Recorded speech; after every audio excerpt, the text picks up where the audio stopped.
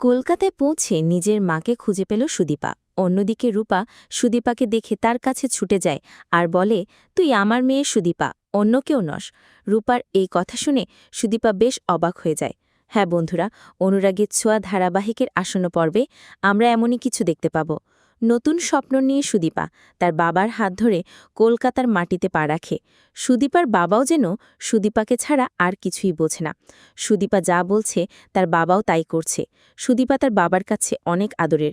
সুদীপা কলকাতায় আসার পর তার বাবাকে জানায়, বাবা, দেখো তো এই শহরটা কত সুন্দর, আমার এখানে খুব ভালো লাগছে।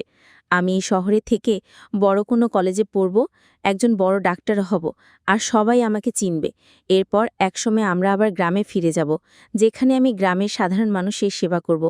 এই কথা শুনে সুদীপার বাবা ভীষণ আনন্দিত হন, কারণ তার মেয়ের স্বপ্ন পূরণ হতে চলেছে। তবে সুদীপার বাবার মনে কোথাও একটা ভয় কাজ করে। যদি কোনোভাবে সুদীপার অতীত তার সামনে চলে আসে, তাহলে কি হবে? সবটা হয়তো শেষ হয়ে যাবে যদি সে তার আসল পরিচয় জানতে পারে। বাবা যখন মনে মনে এসব ভাবছিল, হঠাৎই সেখানে রূপার আগমন ঘটে। রূপা এসে এই সুদীপাকে দেখে তার দিকে ছুটে যায় আর বলে, তুই আমার মেয়ে সুদীপা, অন্য কেউ হতে পারিস না। পুরোপুরি আমার মায়ের মতো দেখতে হয়েছিস, আর স্বভাবও মায়ের মতোই পেয়েছিস। তোকে দেখে আমি নিশ্চিত যে তুই আমার মেয়ে সুদীপা।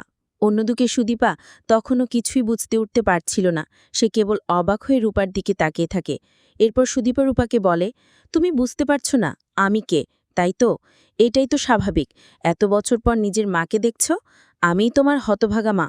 সুদীপার এই কথা শুনে সে তো পুরোপুরি হতবাক হয়ে যায়, আর দূরে দাঁড়িয়ে থাকা সুদীপার বাবা কি বলবে বুঝতে পারে না।